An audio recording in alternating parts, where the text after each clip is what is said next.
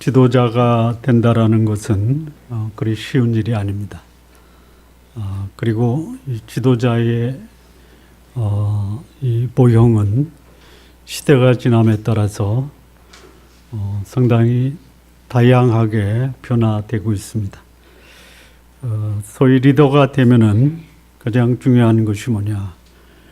그 리더가 이끌고 있는 구성원들이 무엇을 필요로 하고 무엇을 원하는지를 채워주는 그 역할을 하는 사람이 소위 지도자입니다. 뿐만 아니라 그 단체나 집단을 구성하고 있는 구성원들이 무슨 생각을 하고 무엇을 원하는지를 충분히 반영하여 그 집단을 이끄는 자를 소위 지도자 또는 리더다라고 말씀을 합니다. 이 리더에 대한 연구가 본격화된 것은 2차 세계대전이 지난 이후에 소위 리더십에 대한 연구가 본격히 진행이 되었습니다. 가장 먼저 연구됐던 리더의 덕목은 뭐냐? 성과 위주의 리더십입니다. 2차 세계대전이 지나면서 리더의 덕목의 가장 중요한 것이 뭐냐? 성과입니다. 다시 말하면 전쟁에서 승리하는 것이 리더의 최고의 덕목입니다. 구성원들을 희생시킨다 하더라도 성과가 좋으면 다 인정됐던 리더십이 전쟁 때 리더의 덕목입니다. 전쟁이 끝납니다. 일상으로 돌아갑니다.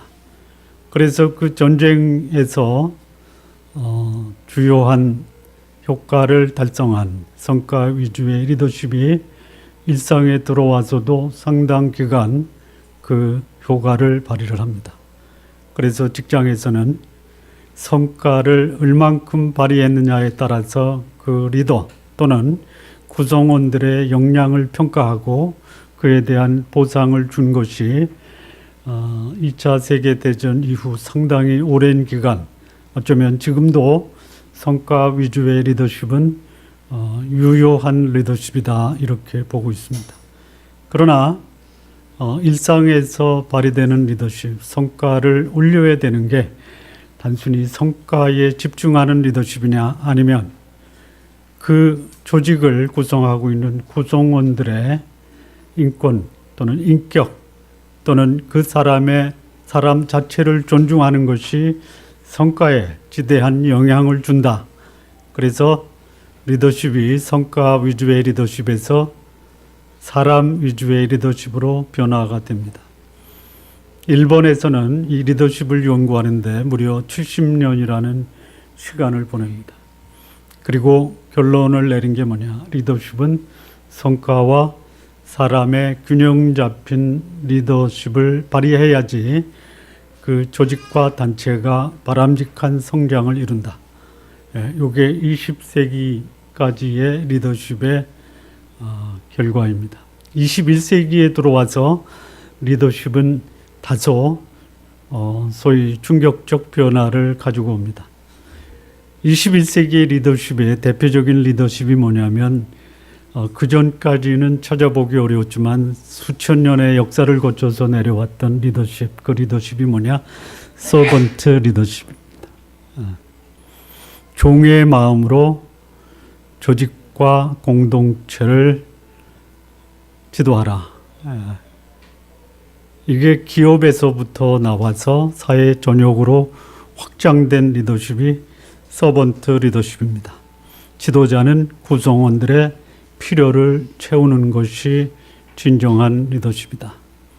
이것이 최근에 와서 더 한 단계 충격적인 모습으로 리더십이 변화가 되는데 진정한 리더십은 팔로워들을 따르는 것이다. 그래서 leadership is fellowship.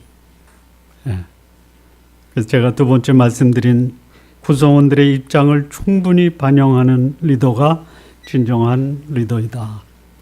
예. 자, 그런데 이것이 보편적 사회의 리더십의 소위 전환의 모습입니다. 신앙의 공동체의 리더십, 사회의 리더십의 변화와는 달리 신앙 공동체의 리더십은 예수님 때부터 지금까지 변화된 게 없다. 자, 예수님의 리더십은 뭡니까? 예수님의 리더십은 뭐냐면 섬김의 리더십입니다. 인자의 온 것은 섬김을 받으려 함이 아니요 섬기려 하고 모든 사람을 위해서 자신의 목숨을 내어주는 소위 가장 진정한 서번트 리더십입니다. 또 하나 있습니다. 신앙의 공동체의 리더, 이것도 역시 예수님이 보여준 리더십이고 예수님을 따랐던 모든 신앙 공동체의 리더들이 보여준 아주 고유한 리더십인데, 그 리더십이 뭐냐? 내가 하고자 하는 말과 행동이 하나님의 뜻에 합당하냐에 따라서 내 말과 행동을 결정하는 것이 신앙 공동체의 리더들이 보여주는 바람직한 리더십의 두 번째 모습입니다. 그러니까 신앙 공동체의 리더십의 두 가지, 첫째는 질문을 안 했나요? 신앙 공동체의 리더십이 보여주는 두 가지 모습이 무엇입니까? 첫째는 섬김의 리더십, 두 번째는 하나님 뜻에 순종하는 것. 이것이 신앙 공동체의 리더들이 보여주어야 되는 리더십의 전형적 모습입니다. 그래서 섬기고 하나님 뜻에 순종하는 사람, 이게 바람직한 신앙 공동체의 지도자상이라고 하면 이 사람은 하나님과 사람 앞에 전혀 거리낌이 없는 삶을 사는 사람입니다. 바울이 데살로니가 지역에 복음을 전합니다. 그리고 그곳에 교회가 세워졌습니다. 이거는 소위 기적과도 같은 일입니다. 바울이 데살로니가에 복음을 전한 그 기간은 불과 3주입니다. 3주. 3주의 복음을 전하고 데살로니가 교회 성도들의 소문이 마게도냐와 아가야, 소위 헬라 전 지역에 그 소문이 났습니다. 어떤 소문이 났냐? 믿음의 역사, 사랑의 수고, 그리고 소망의 인내라고 하는 이 소문이 마게도냐 지역과 아가야 지역, 소위 헬라 전역에 소문이 났다라는 것은 기적과도 같습니다. 저는 우리 교회가 3주 지났죠. 3년도 지났죠. 30년이 되면 우리 좋은나무 교회의 소문이 믿음의 역사, 사랑의 수고, 소망의 인내의 소문이 적어도 요 영통 지역에는 소문이 났으면 좋겠습니다.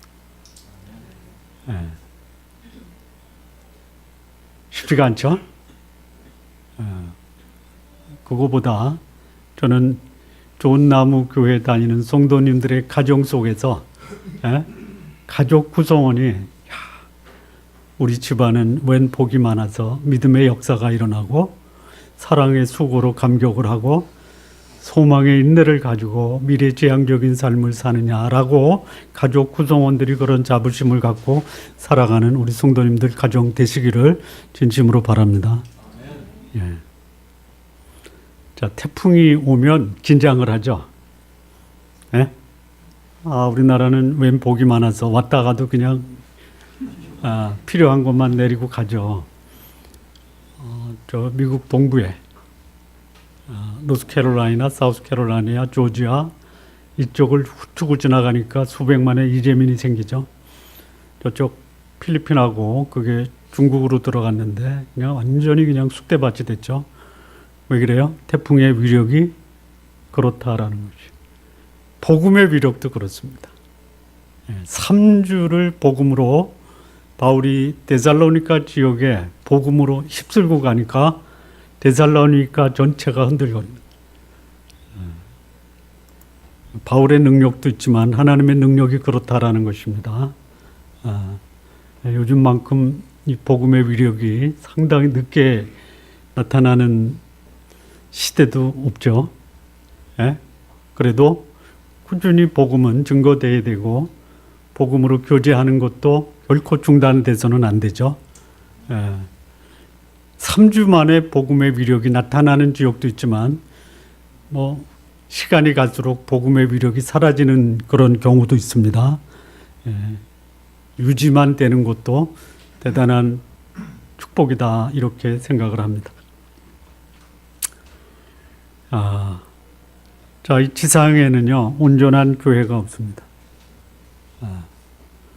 바울이 복음을 전해서 마게도니아 전역에 소문을 냈던 데살로니가 교회 내에도 칭찬을 받는 모습이 있었고요. 얘는 우리 조카 손주입니다.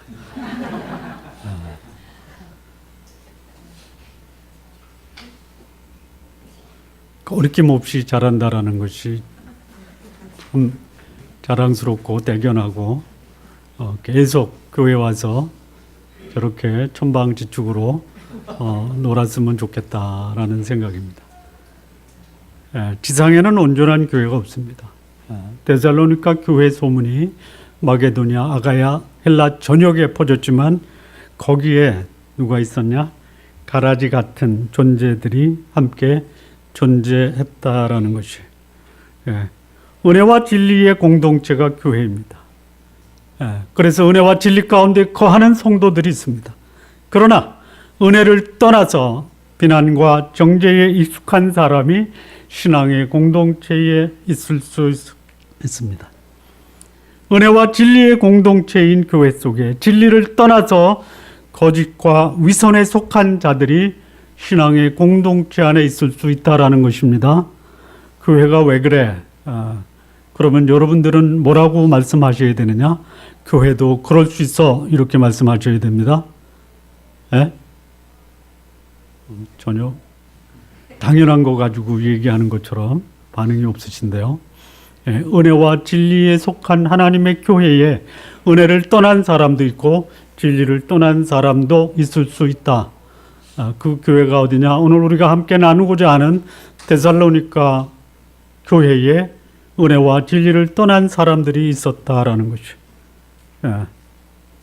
자, 이런 지상의 교회 문제에 대해서 지도자는 지혜롭게 그런 문제를 대처해야 됩니다.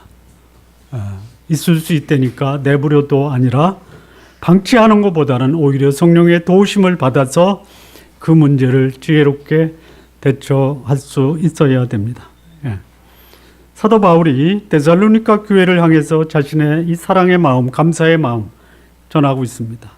그러면서도 자신을 비난하고 있는 영적 권위에 도전하는 자들을 온유한 마음으로 권면을 하고 있습니다. 자, 우리의 그냥 그 상식적인 반응 중에 하나가 뭐냐? 나를 근거 없이 비난하면 어떻게 대응하십니까? 전혀 근거가 없고요. 나를 모함하는 차원에서 나를 비난하면 어떻게 반응하는 것이 정상적이다라고 생각하십니까? 발끈한다. 발끈 안 하면 그것도 사람이냐 이거죠. 또 어떻게 반응하십니까?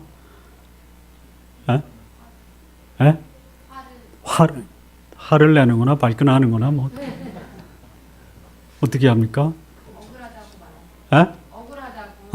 억울하다라고 말하는 거나 화를 내는 거나 발끈하는 거나 뭐 비슷한 조금 수준 높게 근거를 가지고 따지는 거죠.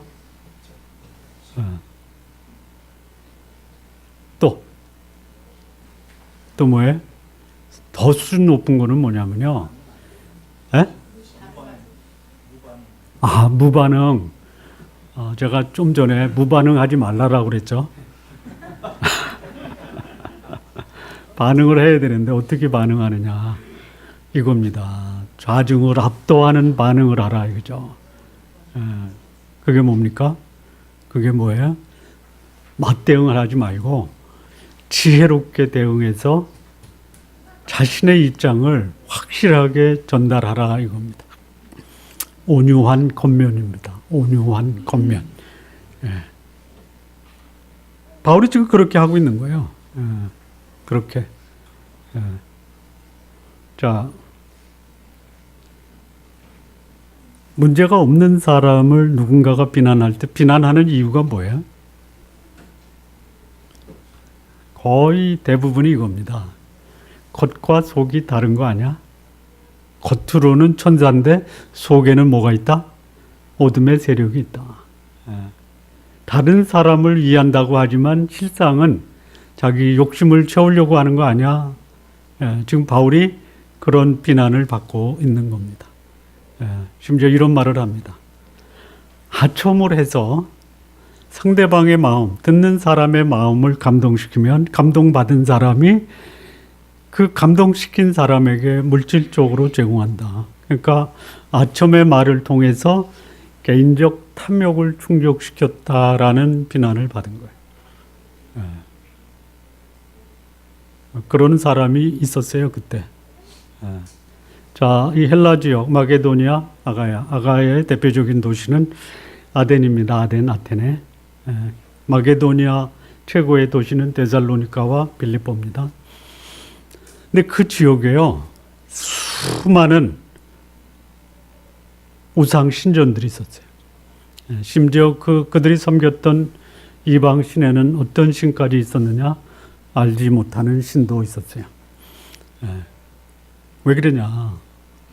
이 헬라 지역은요, 종교심이 많았던 사람들이에요. 그래서 새로운 어떤 깨달음을 가지면 그거를 가지고 이 마게도니아 헬라 지역을 다니면서 자기들의 깨달은 교리를 전파해서 사람들에게 감동을 줍니다. 그거를 우리는 여기서 뭐라고 하냐? 아첨의 말입니다. 그런 아첨의 말을 바울도 했다라는 것이에요. 근데 아첨의 말을 하면 사람들이 기분이 좋잖아요. 여러분, 옛날 그 5일장 쓰면 거기에 가장 사람들이 많이 몰려드는 데가 어디예요? 약장수입니다. 이거 한번 발라봐. 천하의 미인이 될 거야.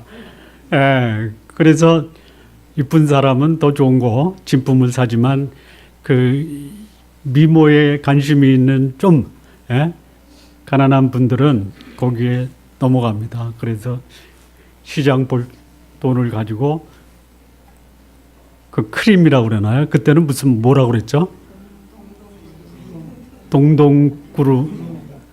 동동구름이요?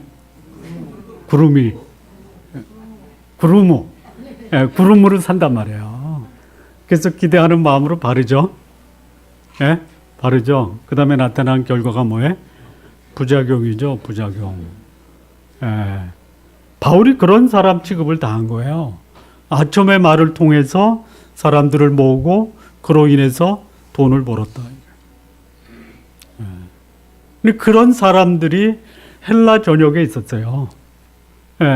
그러니까 이상한 교리를 가지고 왔어요. 그 말을 들어보니까 여러분, 영생의 소식을 전하는 거예요. 천국의 소망을 전하는 거예요. 한 번도 들어본 적이 없어요. 그 자기 목숨에 대한 그야말로 아까운 생각이 드는 사람, 영생을 얻는데 예수 믿으면, 여러분, 영생을 돈으로 사람은 사겠어요, 안 사겠어요? 사고도 남죠. 재산까지 팔아서 갖다 주죠. 그래서 그런 사람들이 있었던 것 같아요. 그렇지 않으면 근거 없이 말하지는 않잖아요. 결국은 탐욕의 사람 아니냐, 이렇게 이제 바울을 비난을 했어요. 그 비난에 대해서 바울이 어떻게 반응하느냐, 그것이 오늘 본문이 우리에게 주는 교훈입니다. 자, 첫 번째입니다. 첫 번째.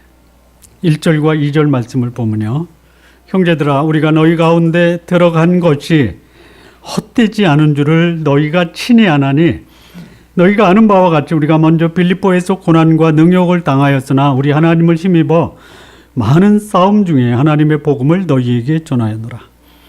예, 이 바울이 자기 변호할 때 자기의 정체성을 이렇게 얘기합니다. 너희가 안다 이거예요. 너희가 안다. 내가 어떻게 너희 안에 들어간 거 너희가 안다. 소위 복음 사역자는요, 투명해야 된다라는 거예요. 투명해야 된다. 여러분, 여러분들이 만났을 때 한 번, 두 번, 세 번 만났는데 더 이상 만나고 싶지 않은 사람이 어떤 사람이에요?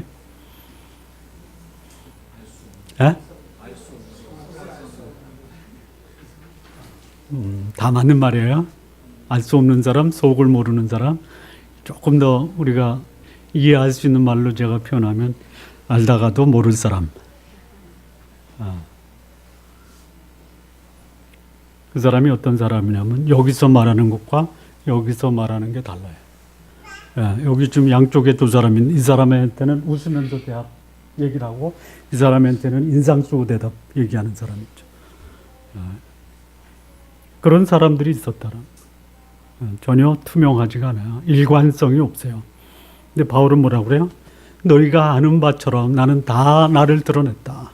어제 보아도 나는 나고, 오늘 보아도 나는 나고, 내일 봐도 나는 나다. 우리 성도님들, 저분은 진짜 뒀다 봐도 똑같아. 그거를 부정적으로 듣지 마시고요. 긍정적인 차원에서 이 좋은 나무 교회 다니는 성도님들은 뒀다 봐도 참 깨끗해. 이런 말을 들으시기 바랍니다. 이게 바울이 자기를 그렇게 얘기해요. 여기 너희가 아는 바와 같이가요. 계속 반복돼요. 1절 2절 나오죠. 5절, 10절, 11절 계속 반복해서 너희가 아는 바와 같이 이렇게 얘기합니다.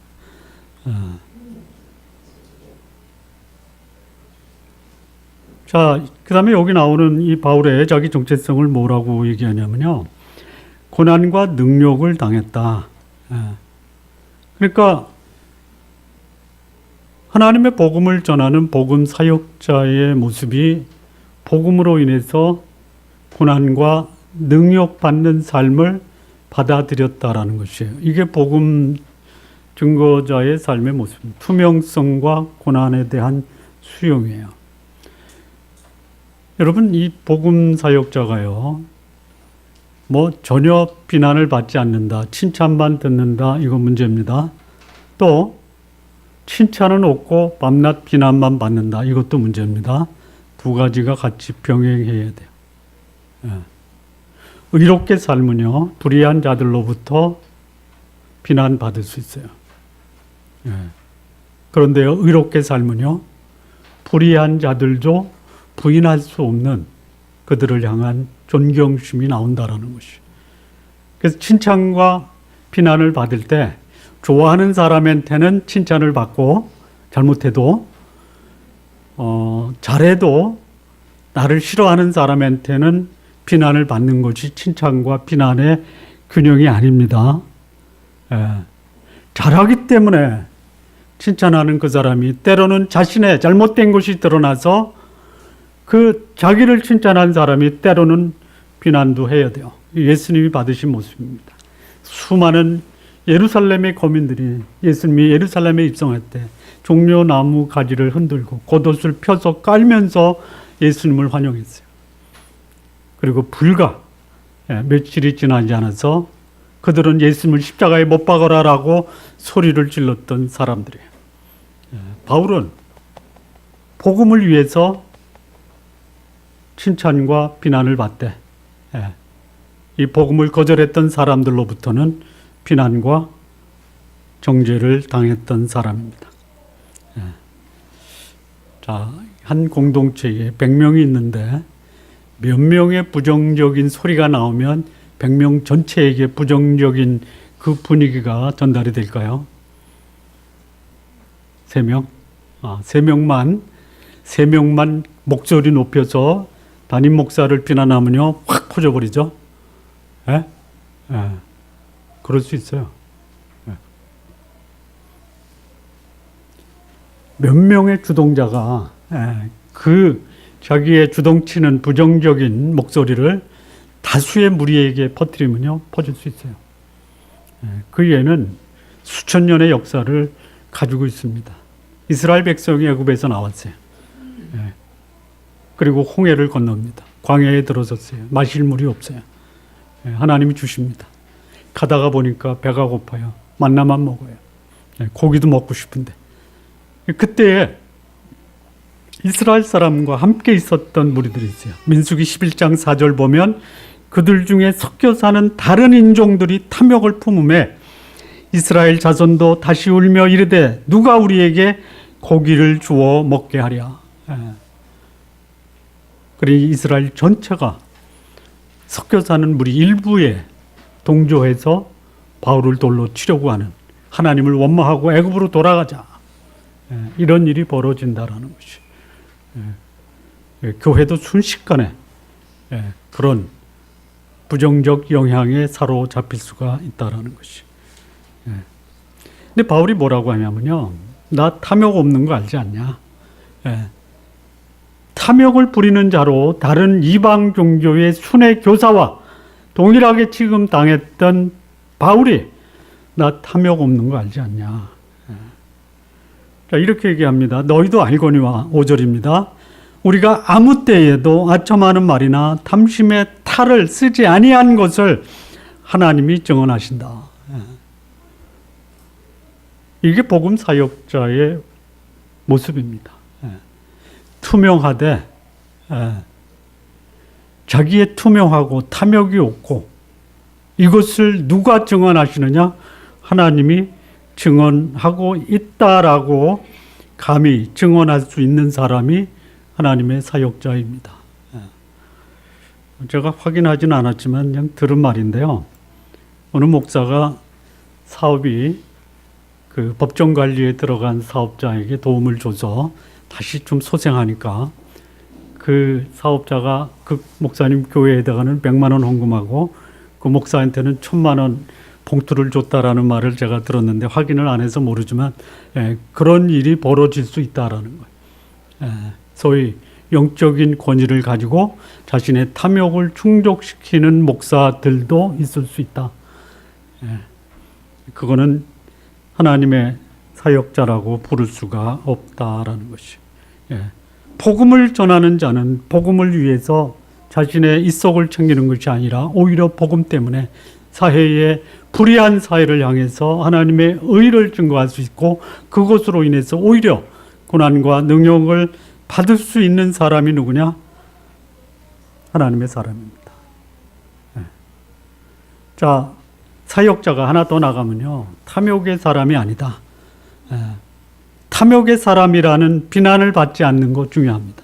근데 오히려 복음을 위해서 자신을 희생하는 사람이다라는 그런 평을 받을 수 있는 사람이 진정한 복음의 사역자가 아니겠는가. 그거를 바울이 보여주고 있습니다. 오늘날 복음 사역자들이 본받아야 될 첫 번째 바울이 주는 교훈이 뭐냐? 투명하라. 그리고 탐욕보다는 복음을 위해서 자신을 희생하는 자가 되라.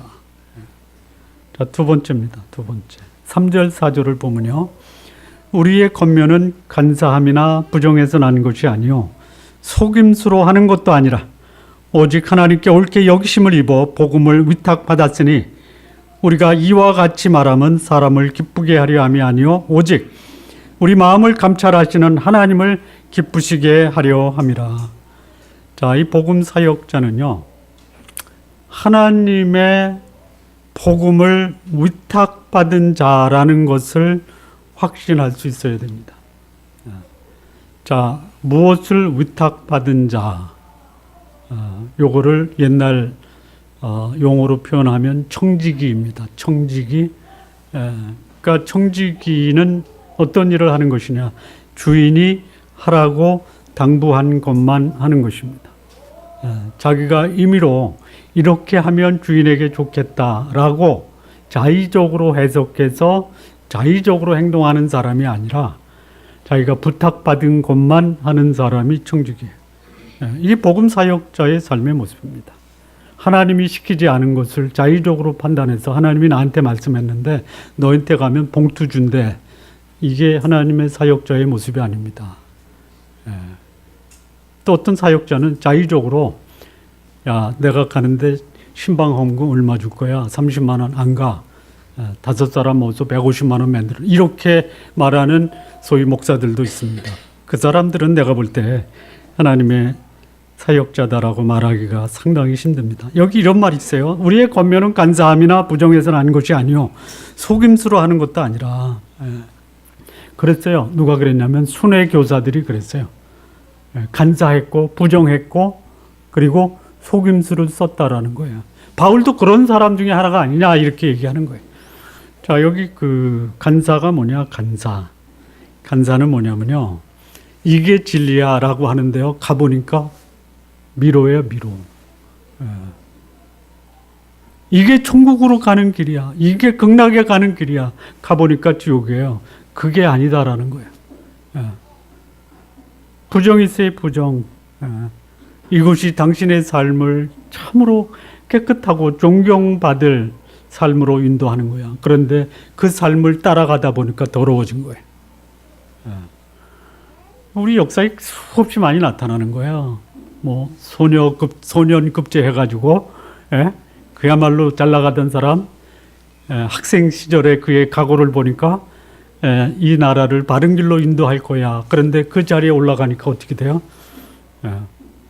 권력에 아부하고 결국 자기 인생은 결국 철창에 갇히는 신세가 되고 만 거예요. 바울을 그런 사람으로 본 거예요. 그렇지 않았다라는 거예요. 또 하나 속임수예요. 속임수. 이 속임수가 뭐냐면요. 미끼 또는 함정이라는 뜻이에요.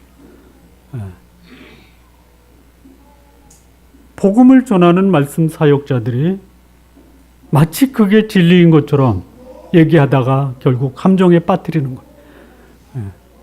모르고 가요. 가요. 목사는 옆에서 지켜보는 거예요. 뭘 지켜보냐? 함정에 빠지는 걸 지켜보는 거예요.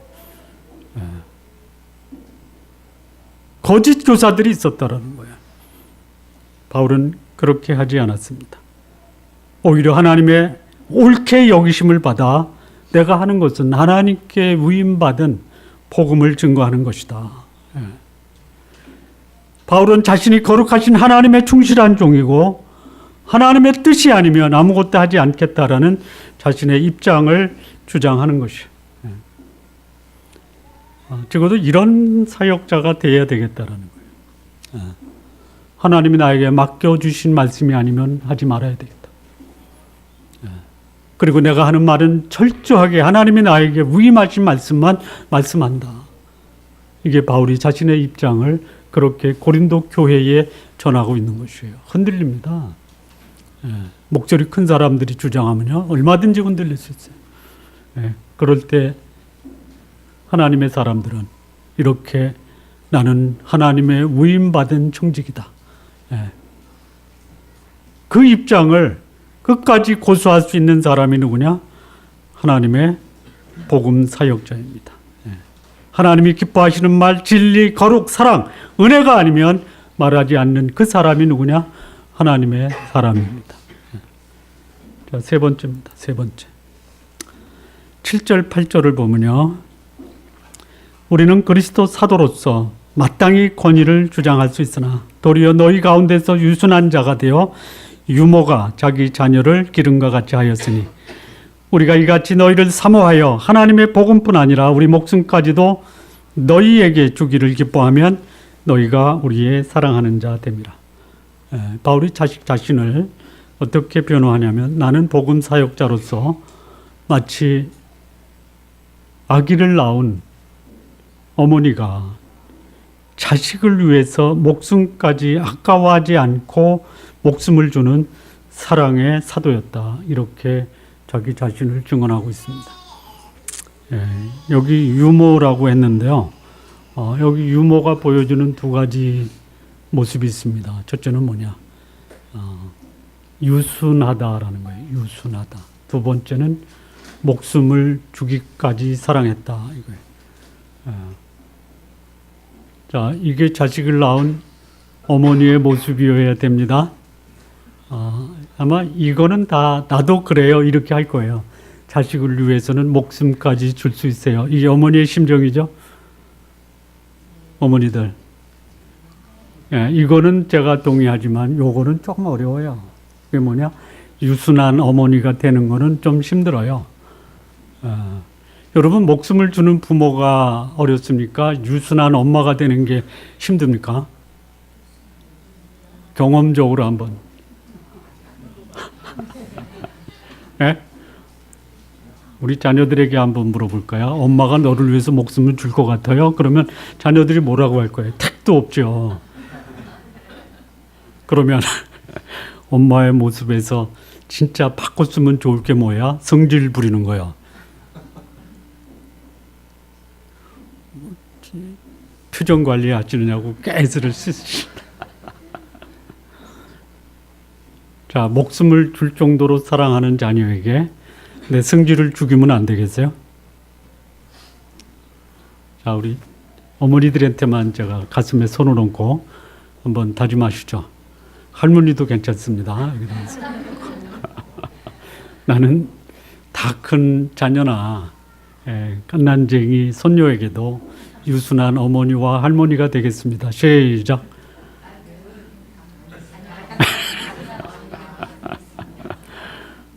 목숨은 줘도 유순한 자가 될 수는 없다라고 하지 마십시오. 목숨을 주는데 유순한 자가 되라. 근데 여기 하나 더 있어요. 유모라고 쓴 것은요, 이게 어머니예요. 사실상 어머니예요. 그런데 유모라는 말을 썼거든요.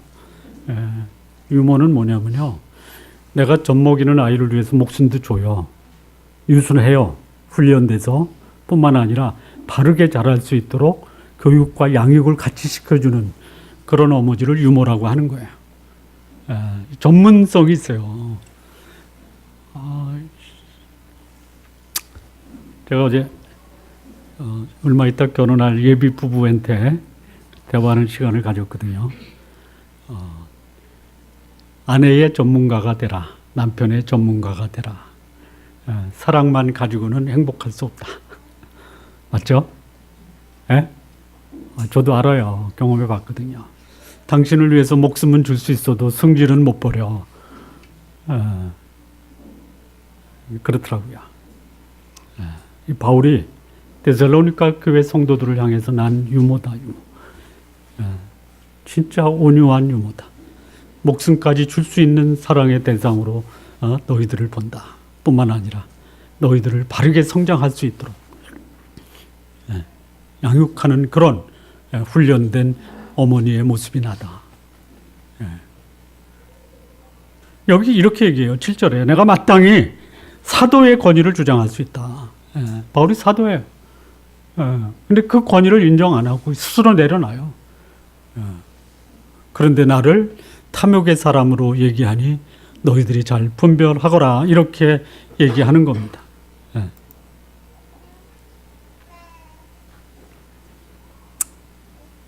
자, 이 바울이 데살로니가 있을 때 거기에 그 유대인 집단이 소위 시장에 불량배를 동원해서 바울을 잡으려고 해요. 그래서 그래서 어디로 가냐면 베리아로 갔다가 베리아에서 아테네로 갔다가 고린도까지 간 거예요. 계속 바울이 쫓겨요.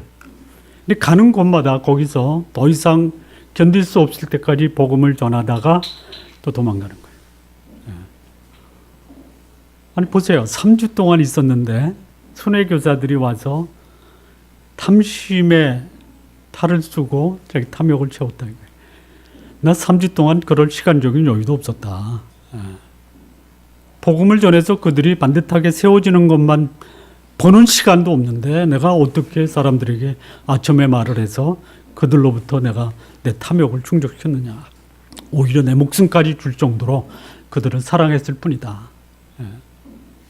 이런 바울의 심정을 고린도 성도들에게 전달하면서 바울이 자신의 입장을 변호하는 것입니다. 변호하는 것.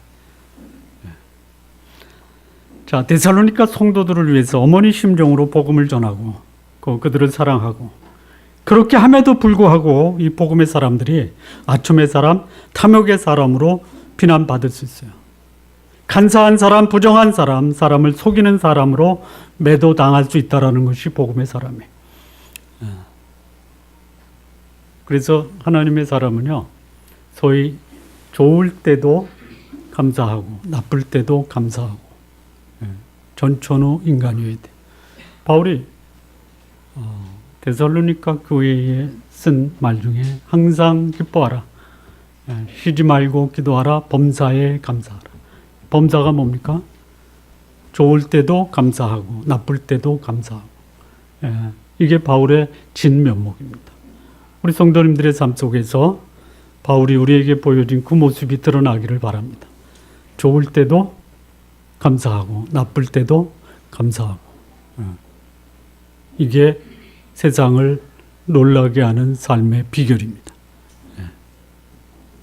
자, 하나 더, 이 젖먹이 어미 또는 임신한 어머니들의 모습을 보면요, 한결같아요. 진짜 그렇게 한결같을 수 없어요. 이게 언제까지 유지되냐면요, 젖을 뗄 때까지 유지가 돼요. 젖을 떼고 아장아장 걷고 이유식을 해서 밥을 먹으면 어머니들의 모습이 돌변하시죠? 안 하셨나? 아빠들은 모를 거예요. 어떻게 돌변하냐면요, 걷고 밥을 먹는 순간, 그 순간서부터 이제 진행이 되는 게 뭐냐? 통제합니다. 그 다음에 명령합니다. 간섭합니다. 여러분, 뱃속에서 아이들 간섭했어요?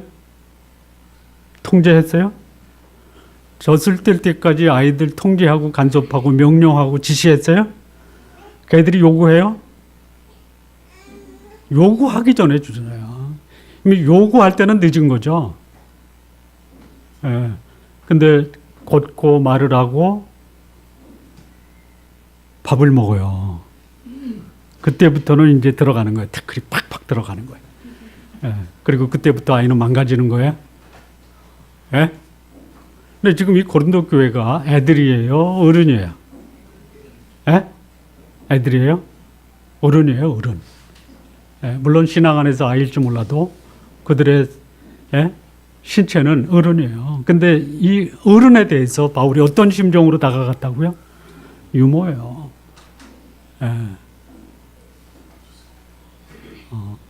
여러분의 목사가 유모의 심정으로 목회하도록 기도해 주십시오. 누구를 위해서? 제가 여러분에게 여기서 그것도 신앙생활입니까? 라고 여러분에게 목소리 높이면 여러분 다음 주 안 나오죠?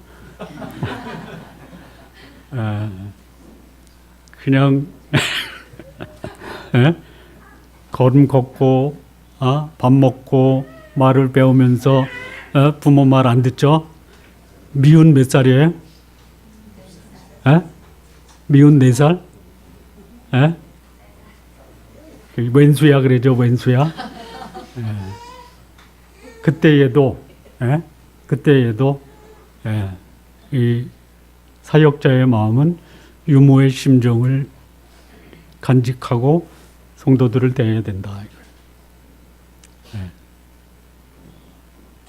목사는 그렇게 하고요. 여기 부모님 되신 분들도 그래요. 알아서 챙겨주십시오. 공부하라고 강요하지 마세요. 어떻게 해요? 나는 무슨 복이 많아서 너 같은 자식을 두었는지 너를 볼 때마다 하나님께 감사하고 네가 내 자식으로 온 것에 대해서 나는 너무너무 감격해. 이렇게만 해주세요. 그럼 공부 누가 해요? 그럼 공부 누가 해요? 나는 무슨 복이 많아서 저렇게 칭찬하는 엄마 아빠를 뒀을까? 내가 부모에게 이 고맙고 감사한 마음을 어떻게 전할까? 어떻게 전해요? 성적으로 전하는 거예요. 제가 큰아들한테 실수한 게 참 많아요. 시행착오라고 하죠. 공부 못한다고 그냥 막 두들고 패고 그랬단 말이에요. 지금도 난 늘 미안하고 죄송한 마음. 바꿨잖아요. 바꾸고 나니까 아들도 바꾸더라고요. 저는 그렇게 생각해요. 복수한다고 저한테 그랬어요. 두 가지로 복수하는 거예요. 뭘로 복수하겠어요? 살찌는 거 150kg 상상이 돼요. 예? 이거를 75kg까지 뺐어요. 공부 안 하는 걸로 복수하는 거예요. 예. 본인이 여기 있는데 지금 뭐 박사학위 논문 마지막 그거 하나 남았는데 밤을 뭐 꼬닥꼬닥 새더라고요. 그 제가 뭐 그렇게 밤새라고 얘기해요. 이게 사역자의 마음, 이게 부모의 마음이에요. 그러니까 이 성경이 보여주는 부모의 마음, 목숨을 주고 같은 말을 해도 유순하게 하고 그리고 바람직한 방향으로 이 아이가 갈 수 있도록 채워주는 거, 이게 바울이 보여준 거예요. 그런데도 불구하고 욕을 먹는 거예요.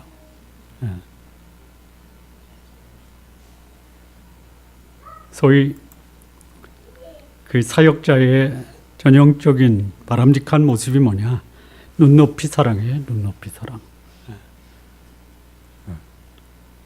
바울이 데살로니가 성도의 그 입장에 들어간 거예요. 유모가 자기 자녀를 사랑한 것 같죠. 유모가 자기 방식으로 사랑하지 않잖아요. 아이가 원하는 방식으로 사랑한다라는. 우리 시대에 그런 바울과 같은 사역자가 그리워지는 시대입니다. 마무리 짓겠습니다. 오늘 우리가 참 만나고 싶은 사역자, 바람직한 사역자의 모습이 이 바울에게서 보게 됩니다. 자, 바람직한 하나님의 일꾼들의 모습이 뭐냐? 숨기는 것이 없어야 된다. 자기는 더러우면서 깨끗한 사람, 더럽다라고 말하지 말아야 돼. 기꺼이 복음과 사람을 위해서 고난을 감수하는 자가 하나님의 일꾼입니다. 자신을 위해서 복음을 이용하는 것이 아니라 복음을 위해서 하나님의 위임받은 청지기적 삶을 살아야 돼요. 그리고 목숨까지도 성도들을 위해서 줄 수 있는 사람, 그리고 사랑한다라는 명목으로 상처를 주어서는 안 되는 이런 사람이 하나님의 사람입니다. 우리 존나무 교회 성도 여러분, 오늘 우리 한국에 있는 많은 목사님들이 하나님의 사역을 하면서 여기 바울이 보여준 이런 하나님의 일꾼들로 세워지기를 기도해 주십시오. 뿐만 아니라 여러분의 목사, 저를 위해서도 여기 사도 바울과 예수 그리스도를 본받는 복음의 사역자가 되도록 기도해 주시기를 진심으로 바랍니다. 기도하시겠습니다.